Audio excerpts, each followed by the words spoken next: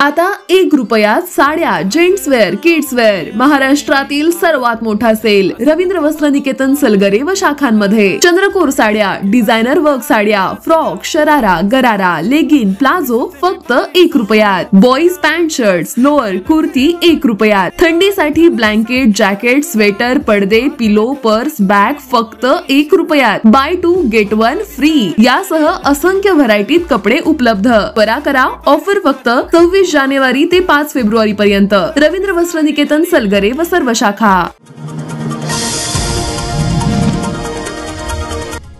सांगलीकरांसाठी प्रजासत्ताक दिनाच्या दिवशी मोठा धक्का बसलाय. मोबाईलचे 100 रुपयांचे स्क्रीन गार्ड 50 रुपयांना देत नसल्याच्या कारणातून झालेल्या वादात 4 अल्पवयीन मुलांनी परप्रांतीय कामगाराची निर्घुणपणे हत्या केली आहे.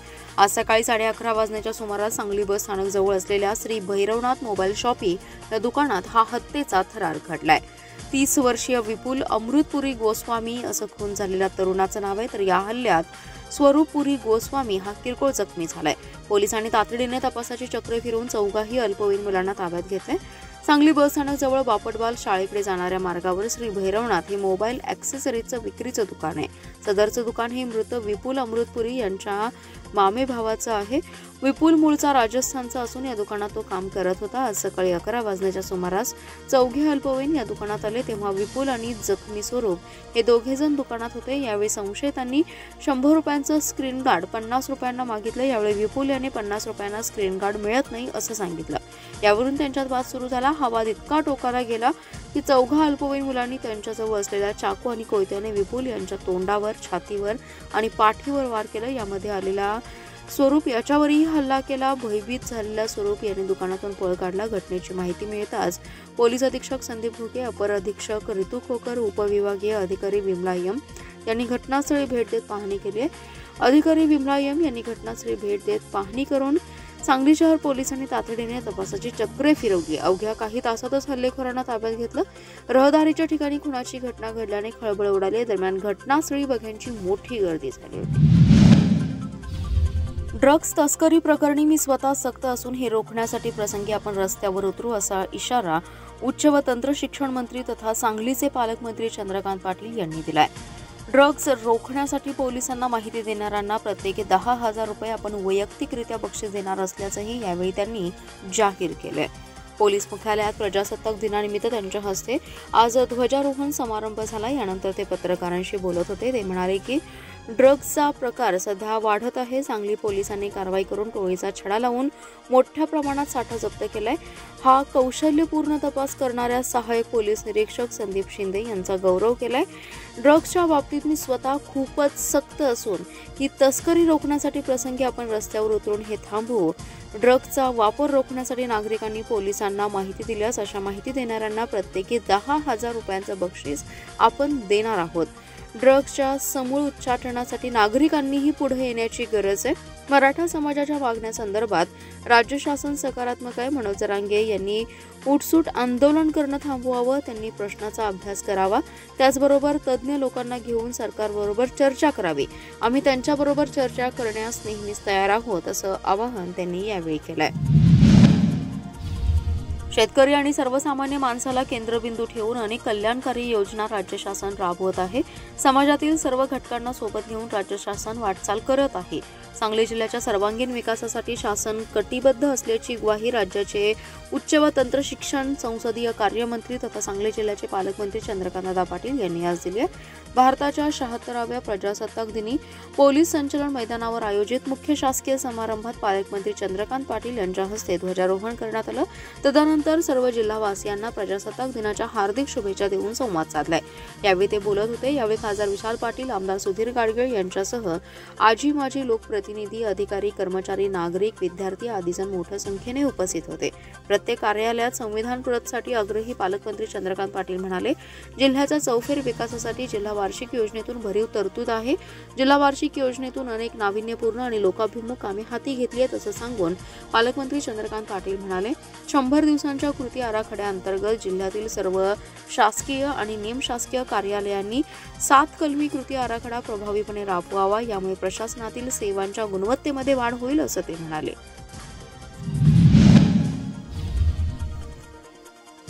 सांगली जिल्ह्यातील शेतकऱ्यांचा शक्तीपीठ महामार्गाला मोठा विरोध आहे. शेतकऱ्यांचा हा विरोध जुगारून राज्य सरकारने शक्तीपीठ महामार्ग करण्याच्या हालचाली सुरू केल्या आहेत. शक्तीपीठ महामार्ग हा सांगली जिल्ह्यातून रद्द करावा अशी मागणी महामार्ग बाधित शेतकऱ्यांच्या वतीने पालकमंत्र्यांकडे करण्यात आली आहे. याबाबतचे निवेदन पालकमंत्री चंद्रकांतदादा पाटील यांना आज देण्यात आलं. दिलेल्या निवेदनात म्हटलंय की सांगली जिल्ह्यातून शक्तीपीठ महामार्ग रद्द करण्यासाठी गेले वर्षभर झालं बाधित शेतकऱ्यांचा संघर्ष सुरू आहे. शक्तीपीठ महामार्ग सांगली जिल्ह्यातील 19 गावातून जात असून त्यामध्ये बागायती शेती मोठ्या प्रमाणात उद्ध्वस्त होणार आहे. द्राक्ष बागा, ऊस शेतीवर उदरनिर्वाह चालवत असलेली अनेक कुटुंबे बेरोजगार होणार आहेत. अनेक अल्पभूधारक शेतकरी यामध्ये भूमिहीन होणार आहेत. वारणा कृष्णा नदी काठावरून हा महामार्ग जाणार असल्याने पुराचा प्रचंड मोठा धोका निर्माण होऊन अनेक गावेच स्थलांतरित होणार आहेत. त्यामुळे सांगली जिल्ह्यातून हा नियोजित शक्तीपीठ महामार्ग रद्द करावा अशी मागणी या निवेदनाद्वारे केली आहे. यावेळी त्यांनी सोमवारी याविषयी सविस्तर चर्चा करू असं आश्वासन दिलं. यावेळी शेतकरी कामगार पक्षाचे नेते दिगंबर कांबळे, शेतकरी संघर्ष समितीचे जिल्हा अध्यक्ष घनश्याम नलावडे, कार्याध्यक्ष भूषण गुरव, विष्णू सावंत, राहुल जमदाडे, शिवाजी शिंदे, रमेश कांबळे, गजानन पाटील आणि इतर शेतकरी उपस्थित होते. ऐन प्रजासत्ताक दिनादिवशीच पलूस तहसील आवारात माजी सैनिकाने सहकुटुंब आत्मदहनाचा प्रयत्न केल्याने खळबळ उडाली आहे. आज 26 जानेवारी प्रजासत्ताक दिनानिमित्त पलूस तहसील कार्यालयात ध्वजारोहण सोहळा संपन्न झाला. यानंतर तहसील आवारात सांगली अग्निशामक दलाच्या वतीने आग नियंत्रण प्रात्यक्षिक सुरू होतं. यावेळी माजी सैनिक प्रल्हाद वसंत शिंदे, पत्नी सविता शिंदे, भाऊ हनुमंत शिंदे, मुलगी असं सहकुटुंब राहणार सांडगेवाडी यांनी तहसील आवारात दाखल होत अंगावर ज्वालाग्राही पदार्थ ओतून घेत आत्मदहनाचा प्रयत्न केल्याने एकच खळबळ उडाली आहे. अचानक घडलेल्या प्रकारामुळे सर्वांचीच धावपळ उडाली. यामुळे तहसील परिसरात मोठा तणाव निर्माण झाला. यावेळी बंदोबस्तासाठी तैनात पोलिसांकडून वेळीच हस्तक्षेपामुळे मोठा अनर्थ टळलाय. यावेळी पोलीस अधिकारी, तहसील प्रशासन आणि सांडगेवाडी ग्रामपंचायत पदाधिकारी यांनी सर्वांना शांत करण्याचा प्रयत्न केला. न्यायप्रविष्ट जागेची कब्जापट्टी देण्यावरून अन्यायाची भावना निर्माण झाल्याने माजी सैनिक शिंदे यांनी हे टोकाचं पाऊल उचलल्याचं सांगण्यात आले. तहसील प्रशासनाच्या वतीने उशिरापर्यंत या प्रकरणी तोडगा काढण्यासाठी प्रयत्न सुरू होते. मिरज ते सलगरे या राज्यमार्गावरील बेळंकी जवळील गंगाटेक नजीक असणाऱ्या कॅनॉलमध्ये टँकर कोसळून एक जण जागीच ठार झाल्याची घटना घडली आहे. महाराष्ट्रातून कर्नाटककडे एक टँकर मोलेसिस घेऊन जात होता. काल रात्री 12च्या सुमारास हा टँकर बेळंकीच्या अलीकडील गंगाटेक येथून खाली येत असताना गंगाटेक येथे पुढे असलेल्या उताराला टँकर नियंत्रित न झाल्याने कॅनॉलच्या कठड्याला धडकून कॅनॉलमध्ये कोसळला. यामध्ये टँकरच्या पुढील बाजूला जोरात धडक लागून या टँकरमधील चालक अडकला. यावेळी बेळंकी येथील चौकातून मिरज ग्रामीण पोलीस पेट्रोलिंग करत असताना कठड्याला धडक लागल्याने रस्त्यावर पडलेली दगडी दिसली. ही दगडे उचलून टाकत असताना कॅनॉलमध्ये कोसळलेला टँकर आढळून आला. यानंतर मध्यरात्री घडलेला हा प्रकार काही मिनिटातच उघडकीस आला. रात्रीपासून कोसळलेला टँकर आणि चालकाला बाहेर काढण्याचे शर्थीचे प्रयत्न सुरू होते. मात्र पुढील भाग पूर्णपणे चेपला गेल्याने स्टेअरिंग आणि टँकरच्या काही भागामध्ये ड्रायव्हर अडकला होता. अखेर पहाटेच्या दरम्यान शर्थीचे प्रयत्न करून टँकरमधील चालकाला बाहेर काढण्यात यश आले. तोपर्यंत टँकर चालकाचा मृत्यू झाला होता. मोलॅसिसचा टँकर कॅनॉलमध्ये कोसळल्याने कॅनॉलमध्ये संपूर्ण चिकटपणा पसरला होता. यामुळे मदत कार्यात अडथळे निर्माण होत होते. सकाळी 6 वाजेपर्यंत मृतदेह बाहेर काढण्यासाठी मिरज ग्रामीण पोलीस आणि बचाव पथकाचं काम सुरू होतं. यावेळी बेळंकीचे पोलीस पाटील चंद्रकांत पाटील यांनी घटनास्थळी मदत कार्यात सहकार्य केलं. असंख्य उच्च शिक्षित महिला लग्नानंतर आपली ओळख गृहिणी करून देतात. मात्र हीच गृहिणी आर्थिकदृष्ट्या स्वावलंबी झाली तर तिची समाजात स्वतंत्र ओळख निर्माण होते. त्यामुळे महिला सक्षमीकरणासाठी नेहमीच आग्रही असून आगामी काळात महिला सक्षमीकरणासाठी जिल्हा वार्षिक योजनेमधून निधी उपलब्ध करून देऊ अशी ग्वाही राज्याचे उच्च व तंत्र शिक्षण संसदीय कार्यमंत्री तथा सांगली जिल्ह्याचे पालकमंत्री चंद्रकांतदादा पाटील यांनी दिली आहे. महिला बचत गटाने उत्पादित केलेल्या वस्तूंना बाजारपेठ मिळावी यासाठी जिल्हा परिषदेच्या माध्यमातून आयोजित मिनी सरस 2025 प्रदर्शन आणि विक्री केंद्रास आज पालकमंत्री चंद्रकांत पाटील यांनी भेट दिली. यावेळी ते बोलत होते.